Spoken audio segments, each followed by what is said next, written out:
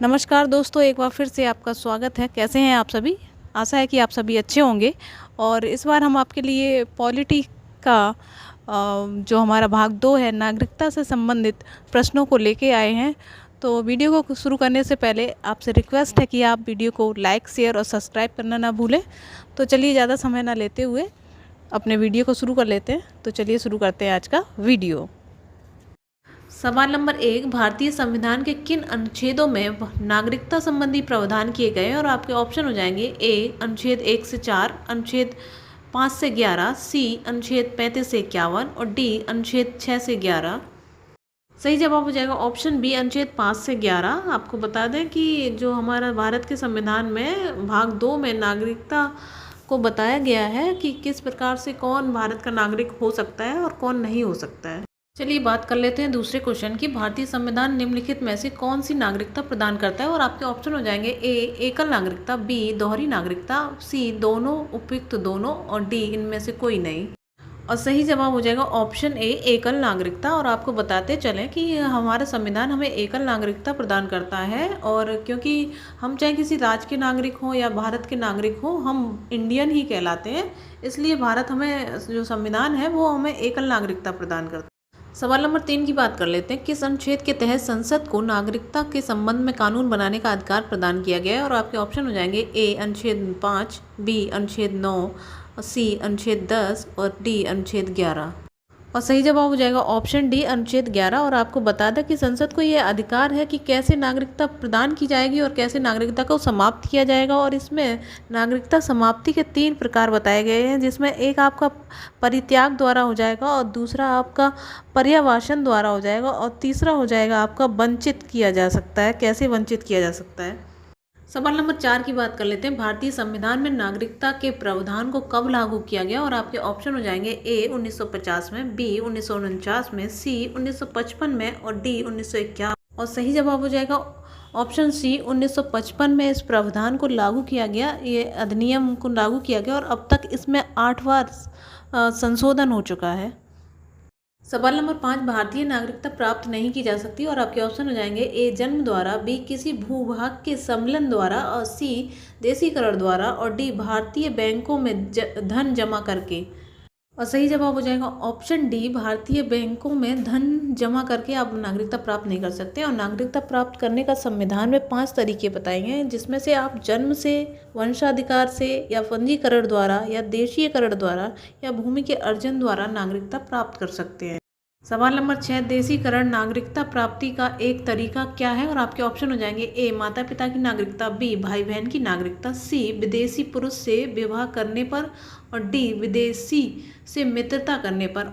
और सही जवाब हो जाएगा ऑप्शन सी विदेशी पुरुष से विवाह करने पर। और आपको बताते चलें कि कोई विदेशी नागरिक अगर भारत सरकार को आवेदन करके नागरिकता प्राप्त करता है तो उसे देशीकरण के द्वारा नागरिकता प्राप्त करना कहा जा सकता है। सवाल नंबर 7, नागरिक बनने के लिए निम्न शर्तों में से एक आवश्यक शर्त क्या है? और आपके ऑप्शन हो जाएंगे ए राज्य की सदस्यता, बी उच्च परिवार की सदस्यता, सी किसी धर्म का समर्थन और डी किसी जाति का समर्थन। और सही जवाब हो जाएगा ऑप्शन ए राज्य की सदस्यता। आपको किसी राज्य का सदस्य होना चाहिए। सवाल नंबर 8, नागरिकता के लोप होने का एक नियम क्या है? और आपके ऑप्शन हो जाएंगे ए परिवार से बिछड़ जाने पर, बी राजद्रोह का अपराध सिद्ध होने पर, सी शिक्षा के लिए विदेश जाने पर और डी भ्रमण के लिए विदेश जाने पर। और सही जवाब हो जाएगा ऑप्शन बी राजद्रोह का अपराध सिद्ध होने पर। अगर आप किसी अपराध में दोषी सिद्ध पाए जाते हैं तो आपकी नागरिकता समाप्त कर दी जाएगी। सवाल नंबर 9, पाकिस्तान से आकर भारत में नागरिकता प्राप्त करने संबंधी प्रावधान का वर्णन निम्न में से किस अनुच्छेद में किया गया? और आपके ऑप्शन जाएंगे ए अनुच्छेद 6, बी अनुच्छेद 8, सी अनुच्छेद 7 और डी अनुच्छेद 9।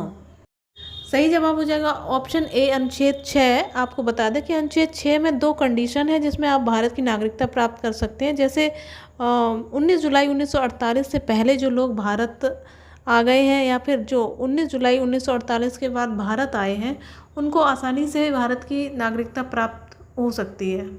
अनुच्छेद 8 के बारे में बता दें कि अगर आप संविधान के लागू होने के समय भारत के निवासी नहीं थे, तो अगर आपके माता पिता, दादा दादी या नाना नानी में से कोई भी भारत का नागरिक रहा हो तो आपको इस बेस पे भी नागरिकता प्राप्त हो जाएगी। अनुच्छेद 7 के बारे में बता दें कि अगर आप भारत से पाकिस्तान आना चाहते हैं, अगर मार्च 1947 के पश्चात आप भारत से पाकिस्तान आ गए हैं तो आपको उसका नागरिक नहीं समझा जाएगा। लेकिन यदि आप स्थायी रूप से भारत आना चाहते हैं तो आप पंजीकरण द्वारा उसके नागरिक बन सकते हैं, लेकिन इसके लिए आपको आवेदन करना पड़ेगा और इसके लिए कम से कम आपको 6 महीने तक भारत में रहने के बाद ही आपका पंजीकरण किया जाएगा। अनुच्छेद 9 की बात कर लेते हैं कि अगर आप किसी विदेशी राज्य की नागरिकता स्वीकार कर लेते हैं तो आपकी भारत की नागरिकता स्वतः ही समाप्त हो जाएगी। यह अनुच्छेद 9 में दिया गया है। सवाल नंबर 10, कितने वर्षों तक लगातार बाहर रहने पर नागरिकता समाप्त हो जाती है? और आपके ऑप्शन हो जाएंगे ए 3 वर्ष, बी 5 वर्ष, सी 7 वर्ष और डी 8 वर्ष। और सही जवाब हो जाएगा ऑप्शन सी 7 वर्ष। अगर 7 वर्ष से ज़्यादा आप भारत के बाहर रहते हैं तो आपकी नागरिकता स्वतः ही समाप्त हो जाएगी। सवाल नंबर 11, भारत की नागरिकता निम्नलिखित में से किस प्रकार प्राप्त की जा सकती है? और आपके ऑप्शन हो जाएंगे ए जन्म से, बी वंशानुक्रम से, सी देशीकरण से और डी उपयुक्त सभी से।